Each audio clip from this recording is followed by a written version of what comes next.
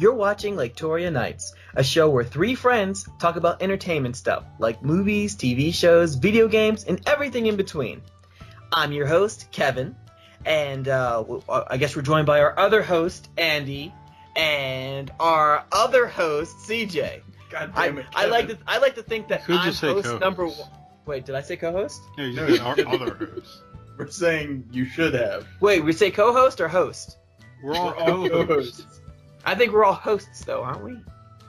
You're doing it together, so I it's see what you're doing. co-host. I see what you're doing. But either way, we're all here. Say hi to the people. What's up, Hi, guys? people. And we also have a guest today. Say hello, Jess. Hi. Yeah, Jess is CJ's wife. I don't think she's. Wait, was she? Were you in any of the previous episodes that we've ever posted? I don't think any of them. For Grownish. Oh yeah, she was there that's for right. Grownish. So she's a returning guest. All right, that's cool. So with that, we're gonna go into our first segment, which is the guest question. All right, Jess, I'm gonna ask you one question so everyone at home can get to know you better. And the one question I'm gonna ask you is, who is your most interesting friend? I would say my most interesting friend is my friend Simone.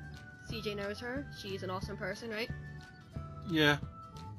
That was very enthusiastic. Wow. That was like, I could take it or leave it.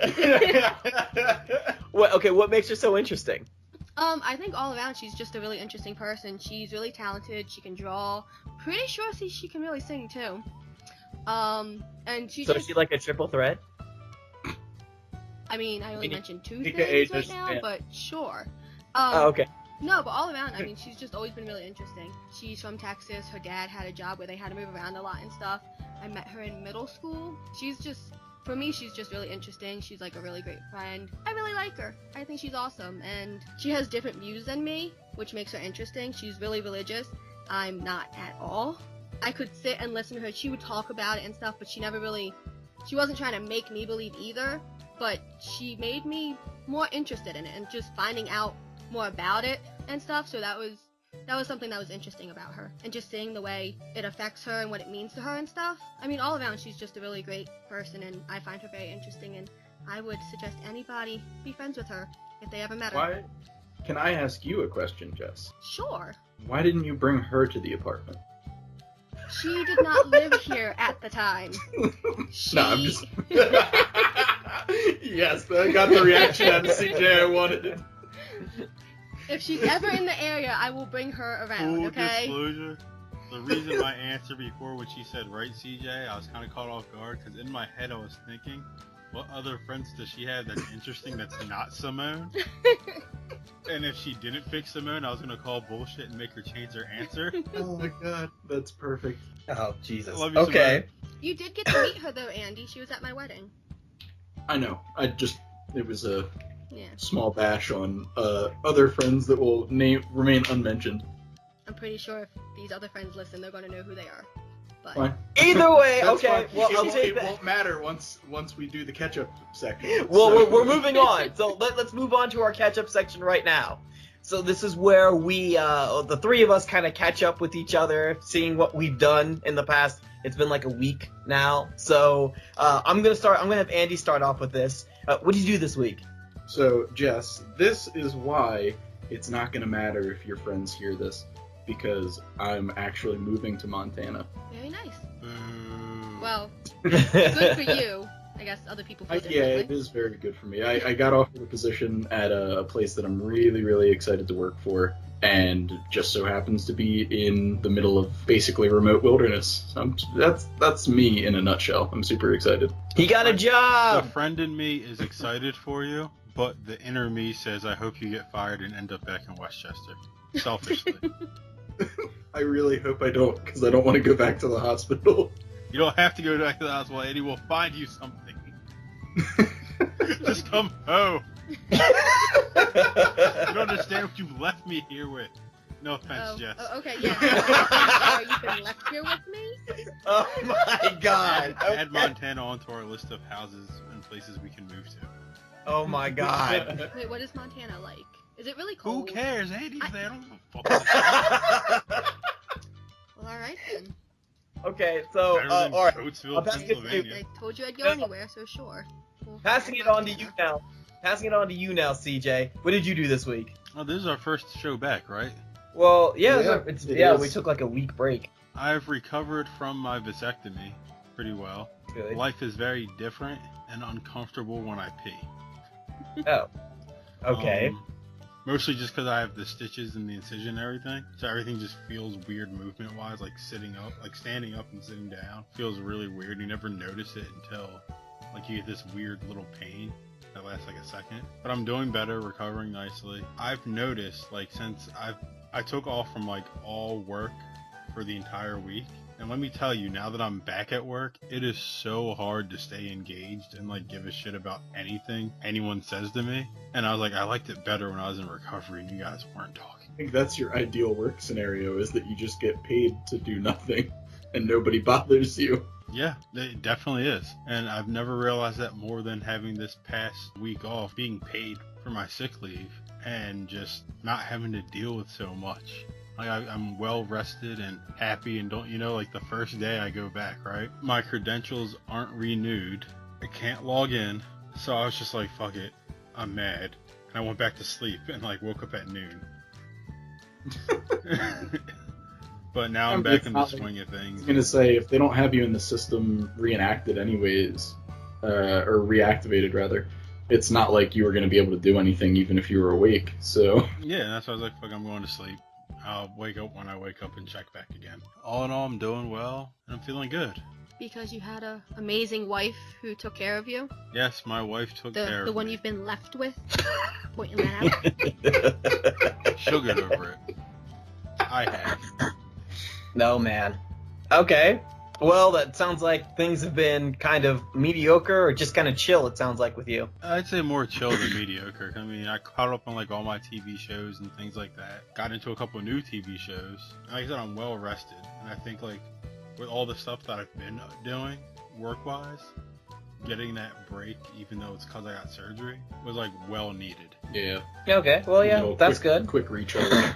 Yeah. Well, my week wasn't all as great as both of your weeks Well, were. I mean, let's put And this into this. perspective real quick. CJ did get a vasectomy. Okay, fine, he did, but he just told me that he tried to go to work, and it was like, no, you're not. He's like, all right, well, I'll just take a nap, and I'm if just it is, saying, it is. I'm just It saying, was I a don't really know if good that nap. qualifies as a Yeah. great week, though. Either Yeah, I way. definitely spent most of that week in pain. Okay, Just all wanted to right, put things in fine, perspective. fine. Okay, it's not as bad as what my week was, because Monday night I got to find out that I was being kicked out of my apartment, and there was no reason for it. And he even said so on the freaking letter that they gave us, saying, we don't have a reason to kick you out, we just want to kick you out. And I'm like, okay. So I got really pissed off. I was thinking some things that I probably would get me thrown in jail for, especially with what's going on in America right now. So I'm just like, you know what? I'm going to go to sleep and I'll talk to the landlord about it, and maybe she'll explain what's going on. So at the bottom of the sheet, the landlord put their number there, knowing that I'd want to know what's going on. Absolutely. So when I called the number, it was a fax number. And I'm that's oh, cool. you think you're being smart. So I looked up the place, found the No. number, and like asked for the landlord, and I said, hey, I got this letter saying you wanted me kicked out in so many days. You What's gave the me a deal? fax number. And she's What just the like, hell? oh, if you got one of the letters, it just means the apartment wasn't held to the whatever place's name, which I won't say, standard. And so I'm just like, okay. So I noticed that next door that you completely tore out the carpets, renovated, just fixed up everything Yeah. in the apartment. Is that what you're trying to do here? No, it's just the apartment wasn't clean. So when you say the apartment wasn't clean, are you saying that I live like a slob and you don't like the way I live and that's why you're kicking me out? No, the apartment isn't clean. I don't understand I don't understand why you're not picking up on this. And I'm like, I just need you to tell me if it was me or if there's something wrong with the apartment. And all she had to say was, yes, you're a slob and that's why we're kicking you out. Yeah. But instead she kept saying it's not up to the standards. So I'm just kind of like, all right, Like I fine, said, it's- whatever. I told you, it's So 'cause I then- don't have proof. So then afterwards, when I just kind of dismissed her about the whole thing, I was going to move on about getting my deposit. And then she goes, oh, well, we have pictures. We have pictures of your apartment and everything that's going on. I'm like, yeah, I remember that. I was present when you took those pictures. So unless you came into my apartment when I wasn't there, which since Andy has been sleeping in my apartment for God knows how long, it's like Andy would have told me, hey, some guy came in and took pictures of your apartment. So I'm thinking, you took pictures back in August, so what are you trying to say here? I don't care anymore. I'm over it. I'm past this. I just want to know about my deposit. So then she's just like, oh, well, you got to talk to this person for the deposit. And I'm thinking, you're the landlord. Isn't this part of your job? And so I was sent over to an answering machine, and it was like 10 a.m. So I don't know what the person that's in charge of my deposit would be doing. At that point, I hung up the phone, I fumed, I thought about some more things and how I'm so angry and all this other crap, and I just decided when I leave, I'm just going to take what I want and just go, because basically I just got evicted. That's basically what the whole thing was. So I'm just like, all right, cool. Found a whole bunch of stuff, places to move into. I've been looking into other options. Hopefully by the end of March, I'll have a place to stay, which I'm not really worried about because I have like a bunch of places I can crash on before I find a place to open up. So it's been unneeded stress because I'm pissed off now because I actually have to do stuff. I have to get up now, I have to pack stuff, and I have to move things around. So now I'm just like this. I hate them so much, and just all the things I was planning and all the things that people have been telling me what I should do, and I'm thinking, no, I'm not. I'm just gonna sit there. I'm gonna keep it like that. I could come out there. You can ask Jess. She's a very good resource of telling you that I tend to get my way when I argue with people. Yeah, well, it just doesn't seem worth it. I already know why they're doing it. I don't care about the deposit now, and if they keep the deposit, that means I don't have to clean up. So I'll take it that way. That real quick about the. No. We're not. I'm not going to go into the things that I've planned or what was given to me. It's not a race. Well, no. Might be, but no. But what I was going to do is I'm not going to say. I'm not going to put up Beyonce all the ideas and go Lemonade. No. So. Yes, I'm going to make a song and make a song about all the stuff I would do put to on this a apartment. yellow dress and get a baseball bat and start breaking stuff. That probably sounded confusing. That's a great mental image. No, so and you can edit this out if you want to, Kevin, but basically what's happening is that this apartment complex is being sold to another owner. Or another buyer, I should say. And I think that a lot of the stuff in here is just not up to code. And so the easiest way to fix that, because I'm sure whoever is interested in buying it wants everything back up to building standards and stuff like that. I'm sure that they're not interested in purchasing this until stuff gets, fixed. So I think what they're doing is they're just removing people one at a time and renovating the apartments, because that's literally what happened to the person that lives right next to him. I'm petty. I would squat. Well, they told me they raised the rent, and I was like, you know what? I'll just be out on April. That way I don't have to pay you anything. But yeah. So we'll move on to the next segment now. And the next segment, which is somehow more depressing. It's not as more depressing. We actually have a name for it, and it's called the preview review. The preview review. This is the song for the preview review. Yeah. I won't take credit for the jingle. Fine. Whatever. It doesn't I matter. won't acknowledge the jingle. Whatever. Fine. So I think if you want a jingle, you might want to do something better. You know what? Be better or be nothing. 3 haters and a Kevin. Doesn't matter. I stick by my jingle. I guess we came up with a new segment called the preview review, and basically what we do is we take 1 or 2 episodes from a brand new show that's come out, we watch it, and we give our opinions on it. And the show that we chose this week is Life Sentence. Life Sentence is a CW show that's about a girl named Stella who finds out that she had terminal cancer. Within the first couple of minutes of the episode, you find out her terminal cancer was cured. So then she goes on learning about how to live life with the choices that she made when she thought she was dying. On the surface, it sounds like a pretty cool idea, but I mean, I've only have 2 of our opinions, or 3 of our opinions so far about how we feel about it. So I'm going to have Jess kind of start off by giving me her impressions of the series and what she thought about it. I like Jess? it.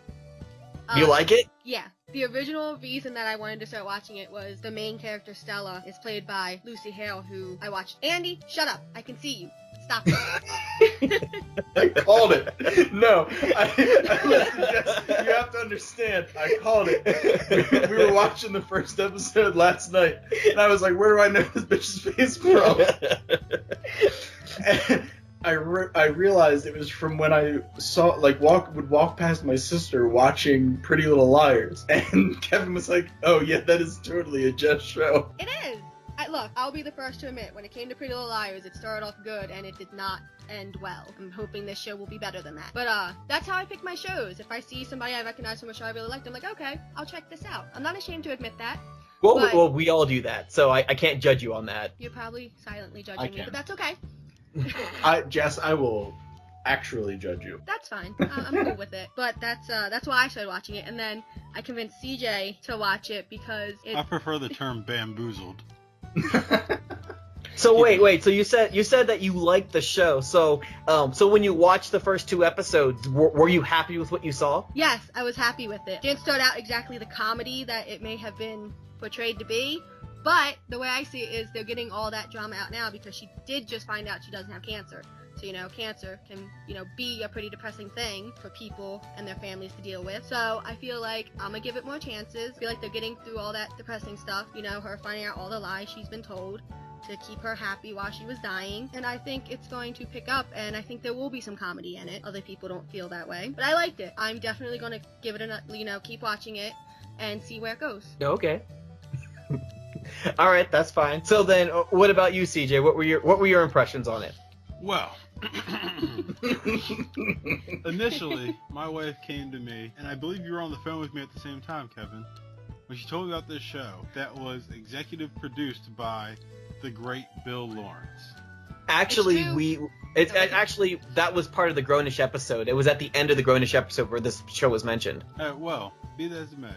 Bill Lawrence brought us great comedies like Spin City, Scrubs, and Cougar Town. So, thinking this comedy, CW, okay, whatever, it's Bill Lawrence, I'm going to check it out. And in the first 2 episodes, you find out this girl has cancer, she was cured of her cancer, and her life post-cancer consists of her parents getting a divorce, her sister hating her life, she's married to a guy she barely knows who might be deported, and her cat also died of cancer. Oh, and her brother's a retarded deadbeat. And her dad doesn't really care about her brother. And there's a whole lot of stuff going on. And I'm sitting here wondering, where's the fun? Because this seems like really, really sad. This is like a really sad life. I will say this. I don't hate the show, but it's not my favorite, and it damn sure isn't a comedy. It's just like a sad show with funny moments. Very lighthearted humor. In fairness. No belly laughs. In fairness, when you look at the genre, it says comedy and drama, so... It should be drama and comedy. Comedy should not come first on that. Look, it's not my fault that you just had certain expectations, okay? You hyped it up like it was going to be Cougar Town. There's so much malice. It really was. All right. Well, okay. I'll move on to you, Andy. What was your first impressions of the 2 episodes? I feel like they played their hand a little too fast and loose. They hit you with everything all at once, and it felt kind of overwhelming for a first episode. Like, there was too much going on, and because of how quickly they kept slamming that into you, you never really got to actually appreciate the gravity of any of the individual problems that were going on in her life. And I think that did sort of like a big disservice. I don't know if they were doing it that way to try and make it so that the comedy still had a chance to potentially show up, which I would agree with CJ. I had a couple giggles, but there were no belly laughs. There was nothing like having me falling out of a couch or anything like that. And I felt like the second episode they tried too hard to close a lot of the doors that they opened. I mean, obviously not for the whole duration of the show. Right, but the ones that seemed like it was a big one. Yeah, I feel like there were a few, without giving any spoilers, I feel like there were a few things that they could have allowed to remain at large and be an overarching problem for the show, for the full duration of the show, and they just, snap cut. Okay, we're done with this. This isn't a problem anymore. Right. So, I don't know. I personally don't think I will be giving it the third episode that I normally give shows. Right. But I may, just in case we ever decide to revisit this at some point. Okay, well then, when I saw it, I watch a lot of CW shows, so I think I let more crap slide with watching this because it was kind of like a Bill Lawrence. Well, I'm not saying anything bad about that. I'm not sure how many executive producers were on Scrubs, but when I was looking up the show, I noticed there's like 6 executive producers for the show, and Bill Lawrence is one of them. And I'm like, okay, well, maybe this is why it kind of tried to feel like Scrubs. But my whole thing with it is the narrative thing. And I know I talked about this before in Grownish. I don't like the narrative thing where the main character is going over I feel like I would have enjoyed it more if she wasn't telling everything through her point of view, if it was just her doing stuff and us just experiencing everything through her eyes instead of her explaining what's going on. But once again, I understand why she explained what was going on because of the premise of the show. It's, we need you to go, oh crap, she had cancer. Oh crap, she went through it. Okay, I understand why you did this because... Yeah, but at the same time, doesn't that feel insulting to the viewer? Like, oh, they won't get it if we don't tell them. But at the same time, it's the CW, and they pull stuff like that all the time. So there's a level of forgiveness. There's a level of forgiveness for doing that, and I saw the potential where they were going. And I'm like, okay, I can get behind this. I wanted to like a character, and I couldn't like any of the characters in the first 2 episodes. In fact, I hated like 3 of the characters until the end of the second episode where I went, okay, I can't hate these characters or I'm a terrible person. Diego was a good character. Diego was a good character. He's not one of the 3 I hated. But what I'm saying is I understood where they were coming from. I'm guessing if I actually had a main character that I could connect with, if there was a character that I really liked, then maybe I would have liked it too. I feel like I'm on the same page with CJ and Andy, but the only reason why is because I went into this thinking that there was going to be like a Scrubs level of, 60% comedy, 40% drama, but I went into this being, well, 90% drama, 10% comedy, and I'm like, oh. And that's how it kind of felt like. How much comedy do you actually expect from a story about a girl who had cancer, though? Well, the whole comedy about it is she was cured of the cancer, and now it's like, okay, well, here's the reality now. This is real life now. We're no longer going to make this rose-colored world for you. This is what's really going on, and because you had cancer, and that's another thing that I talked to Andy about, but you're now in this real world. You're dealing with the real world as if a person who moved out of their parents' house, stuff at the coffee shop.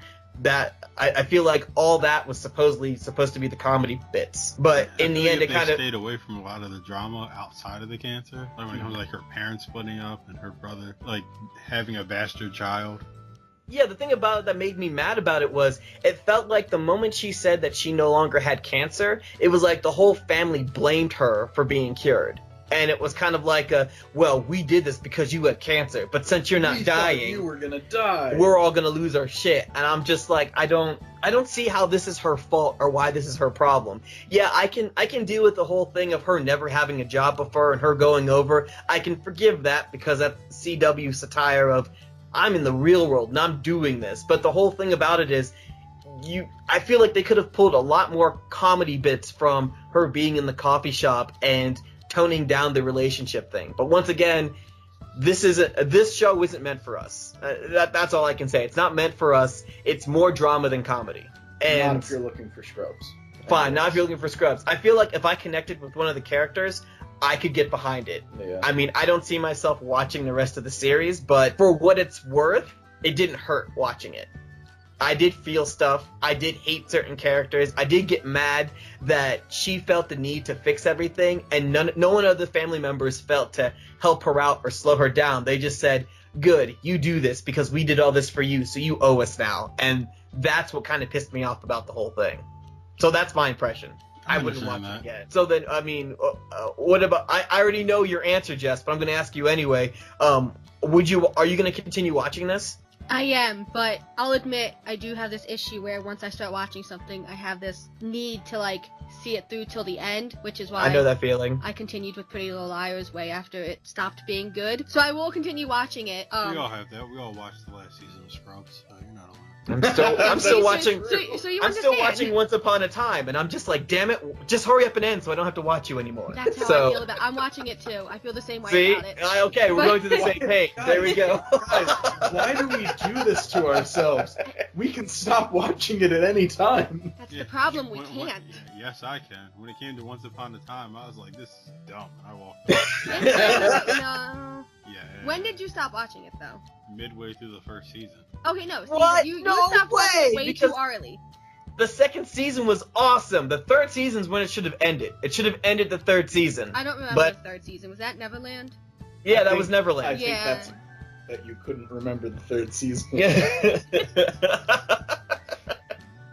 That's generally the sign that the show is not that good if you can't remember what happened. So, all right, CJ. So then, what would you do? I mean, would you watch this again, or not watch it again? But would you continue watching it? I kind of feel like I know your answer, but would you feel compelled to finish this? I'm not compelled to finish it, but if my wife's watching it and I'm in the room, or if she wants to watch it and I'm not doing anything, I'll watch it to pass time, I guess, and poke holes in it like I normally do. Okay, yeah, don't watch it with me. So wait, so you're not disgusted by it. If it's on in the living room, you'll sit down and watch it, but you're not going to feel compelled to actually watch the third episode. Like, I wouldn't get up and leave the room if it was on. You know what I mean? Like, I wouldn't be like, oh my god, this is on. I'm not watching this. But, like, if Jess wanted to watch it and I was in the room, I wouldn't really care. I'd be on my phone or something, and when I got bored and decided I wanted to do something else, I'd leave. Okay. All right. Yeah. That's fine. All right. I get it. So then, and you and Andy, you said you wouldn't. I don't think I'd watch the third episode. Like you said, it's just not a show for me. Right. Like Yeah, it's I just not my cup of tea. I don't think it's awful. I didn't connect with any of the characters. Right. I don't have a character that I particularly like aside from Diego, but that was only because of one line. Passing the salt. Yeah, the salt scene was great, That's but what I was thinking too. yeah. I don't But want to get other than involved, that- but I don't want your food to be bland. I don't want to get in between the two of you, but I also don't want your food to be bland. Thank you, Diego. I will say this on a lighter note of while we're talking about Bill Lawrence-esque shows, Zach Right. Braff has a new show coming out. Oh yeah. And it looks like it's going to be pretty funny. And it's actually advertised as a comedy. Well, I mean, don't get your You hopes up seem too high. really bitter.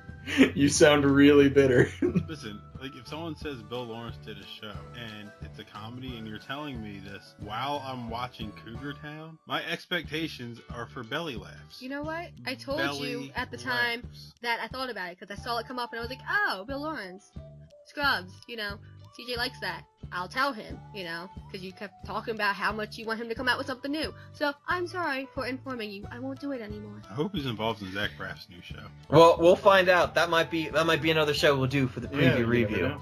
So then we're moving on to our final section now, which is our final thought and rants. And usually I turn it over to CJ, but today I'm taking the reins. I have a lot to say. No, okay, I'm not. Well, like I said earlier, there was a lot of things I wanted to do and wanted to say. So I'm going to leave you with this. It's kind of open-ended and doesn't really have an ending. I remember a long time ago, when Dragon Ball Z was big on Toonami, who was that little guy that flew the ship? What was his name? Tom. Okay. Tom did this weird comparison. I don't know why I knew that off the top of my Yeah, head. but I his did. name was Tom. Yeah, he did this little weird comparison when Dragon Ball Z was his big thing, and he made a comparison between Piccolo and Vegeta, how they're both very angry people all the time and they hate things, and Vegeta was like a rageaholic. The moment something happened to him, he reacted right away and he destroyed everything in his path in order to make things right. Whereas Piccolo, he's the same type of anger, but once you crossed him, he'd sit down, plan out his moves, think everything out meticulously, and would basically try to trap you or kill you right away. Systematically Yes. destruction. And in the end, he told you, well, being a Piccolo would be a lot better than being a Vegeta. because of the way Piccolo is. And in real life, when you're kind of angry, you want to sit down and think about everything before reacting to it, because you can get yourself in a lot of trouble. And I did a lot of sitting down and thinking on Tuesday after my call with my landlord, thinking about all the stuff I could have gotten away with and what I wanted. But instead, I decided I was going to be a Piccolo and sit down and plan my revenge. No, I'm kidding. I'm not going to plan. There is no revenge involved. That's not true. I'm not saying it. All I'm saying is, when you are feeling angry, just sit down and think about it, and if it's really worth it. That's all. If it is. No. If it is. No. This is my rant, damn it. No. Plan every last detail out and systematically destroy your opponent. Either way, that's the end of my rant. The ending of my rant is saying, just think before you do anything, and think real hard, and just make sure, is it worth it? But when it's worth it. You're way better than me, Kevin. I'd still be trying to figure out how the fire started. And I'd be in Montana with Andy by now. All right, then, so... That'd be the best text I'd ever get. It'd be a picture of a house on fire and just says, "Yo, what's your address?" All right, so we're signing off now. We're doing our sign-offs. I'm going to start with our guests. All right, Jess, do you have a sign-off for us? I mean, is bye sufficient enough? Yeah, you can say bye. Okay, bye. All right, Andy, on to you. See you guys. Okay, CJ. I'm moving to Montana. And this is Kevin saying, I'm lazy. I don't have anything today. I'm going to go to sleep. Deuces.